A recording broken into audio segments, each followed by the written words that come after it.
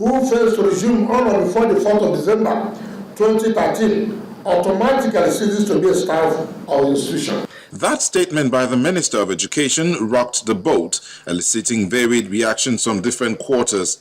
It also forced an emergency meeting of the leadership of the Academic Staff Union of Universities. As at 11 a.m. on Monday, the hopes of university students returning to school were dashed when ASUU rose from their meeting.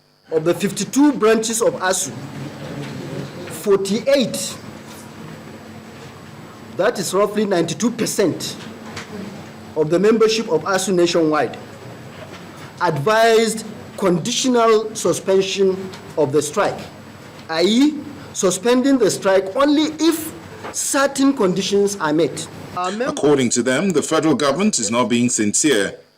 They reeled out some major areas of concern, including a new memorandum of understanding, preferably signed by the Attorney General of the Federation, the release of 200 billion naira into an account in the CBN, and the inclusion of a non-victimization clause in the MOU. I can tell you this morning that an account, university's infrastructural account, has been opened in the Central Bank of Nigeria. But as of Tuesday, December the 3rd, 9 a.m. to be precise, spokesman for the federal government, however, swept them all aside with these words. Excuse me, so, look at the 4 reasons that has been given. All the 4 reasons have been taken care of. So why are we now still saying that, it is no retreat, no surrender? For what? But ASUU's president is not moved by mere words. If truly they have opened an account and the 200 billion naira promised for 2013 had been credited into that account, I think what needs to be done is that let us have a formal communication on that.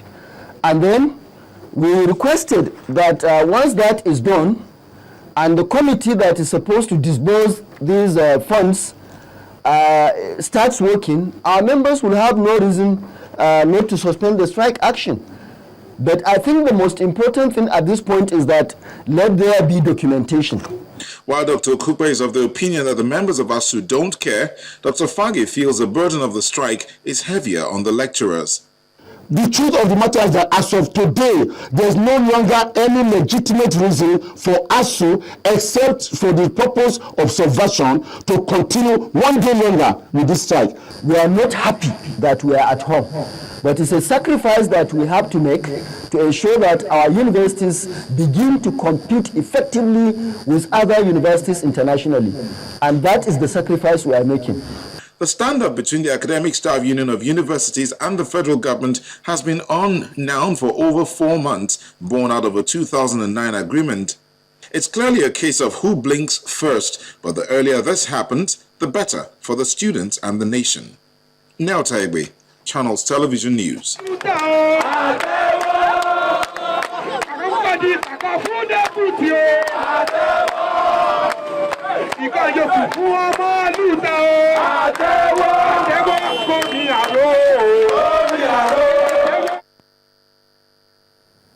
Well, the lawyers are also waiting.